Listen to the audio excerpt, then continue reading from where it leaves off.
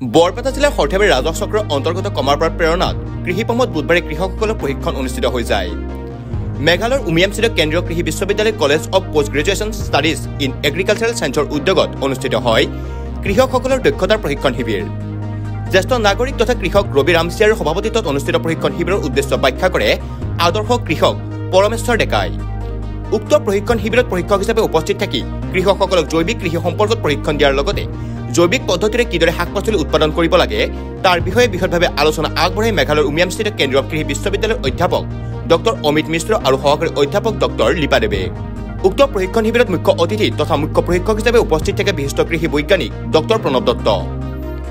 কৃষি বৈজ্ঞানিক ডক্টৰ প্ৰণৱ দত্তই ৰাসায়নিক সাৰ আৰু ৰাসায়নিক ঔষধৰ অপপ্ৰয়োগ সম্পৰ্কত গুৰুত্বপূৰ্ণ মন্তব্য প্ৰদান কৰে। জৈৱিক ঔষধ আৰু জৈৱিক সাৰৰ প্ৰয়োগ কেনেদৰে কৰিব লাগে সেই বিষয়ে বৃহৎভাৱে বুজাই দিয়ে ডক্টৰ প্ৰণৱ দত্তই। কৃষি বিজ্ঞানীৰ দলটোৱে কৃষকসকলৰ মাজত বিভিন্ন জৈৱিক দৰৱ, জৈৱিক সাৰ আৰু স্প্ৰে মেচিন বিতৰণ কৰে। উল্লেখ্য যে কৰ্তব্য কৃষি ফাৰ্মৰ তৰফৰ পৰা সভাপতি পৰমেশ্বৰ ডেকা আৰু সম্পাদক মনোজ বৰ্মনে কৃষি বৈজ্ঞানিক ডক্টৰ প্ৰণৱ দত্ত আৰু ডক্টৰ অমিত মিশ্ৰক পিতলৰ জাপিৰে বিশেষভাৱে সম্বৰ্ধনা জ্ঞাপন কৰে। শতাধিক কৃষক উপস্থিত থকা উক্ত প্ৰশিক্ষণ শিবিৰত মেঘালয়ৰ উমিয়ামস্থিত কেন্দ্ৰীয় কৃষি বিশ্ববিদ্যালয়ৰ গৱেষিকা ছাত্ৰী মধুস্মিতা মহন্ত, গৱেষক ছাত্ৰ হৰহিত সিং, প্ৰকল্প কৰ্মচাৰী চাৰ্লছ মুখিম আৰু বিজ্ঞানৰ স্নাতকোত্তৰ ছাত্ৰ ৰথিন ভেলকে উপস্থিত থাকে। আমাৰ উদ্দেশ্য হৈছে আমি মেঘালয়ত যিখন কেন্দ্ৰীয় কৃষি বিশ্ববিদ্যালয় আছে তাৰ এটা কলেজ আছে, college of post graduate studies in agricultural science.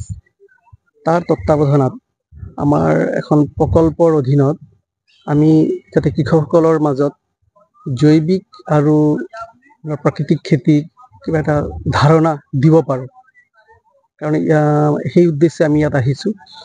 আৰু সেই উদ্দেশ্যৰ ভিতৰতে আছে আৰু বহুত কথাই, যেনেকৈ আমি কৃষকসকলক আজি জৈৱিক ঔষধ, জৈৱিক সাৰ আৰু কিছুমান স্প্ৰে মেচিন, কিছুমান আমি বীজ তেওঁলোকৰ মাজত বিতৰণ কৰি দিম, যাতে জৈৱিকভাৱে তেওঁলোকে সেইটো উৎপাদন কৰি কিবা লাভান্বিত হয়। আৰু এইখিনি কাম কৰাৰ আগতে আমি দেখিছোঁ যে ৰাসায়নিক ঔষধ আৰু ৰাসায়নিক সাৰৰ অপপ্ৰয়োগৰ কাৰণে আমাৰ কৃষিডৰাটো নষ্ট হৈছেই, তাৰোপৰি যিখিনি নেকি ফচল আমি পাইছোঁ সেই ফচলখিনি খোৱাৰ কাৰণে আমাৰ অনিষ্ট হোৱাৰ লগতে আমাৰ যিটো প্ৰজন্ম, সেই প্ৰজন্মৰো বহুত ক্ষতি হৈছে। যদি এই জৈৱিক ঔষধ আৰু জৈৱিক সাৰবিলাক আজিৰ পৰা কৃষকসকলে ব্যৱহাৰ কৰি তেওঁলোকে খেতি কৰে, মোৰ এইটো দৃঢ় বিশ্বাস যে আগন্তুক প্ৰজন্মক আমি এটা সুস্থ পৰিৱেশ আৰু সুস্থ খাদ্য আমি যোগান ধৰিব পাৰিম। পৰিৱেশটো বৰ ধুনীয়া আৰু কৃষকসকল বেছ ইণ্টাৰেক্ট কৰি আছে। তেওঁলোকৰ বহুতেই সমস্যা আছে, সেই সমস্যাবিলাক তেওঁলোকে দাঙি ধৰিছে। আমি চেষ্টা কৰি আছোঁ যাতে তেওঁলোকক সেইখিনি আমি সঠিকভাৱে উত্তৰ দিব পাৰোঁ আৰু তেওঁলোকক আমি খেতিৰ প্ৰতি তেওঁলোকক যাতে আকৃষ্ট কৰিব পাৰোঁ। বৰপেটাৰ পৰা লাচিত বানৰ report, news any 365। Stay informed, stay ahead. News Any 365.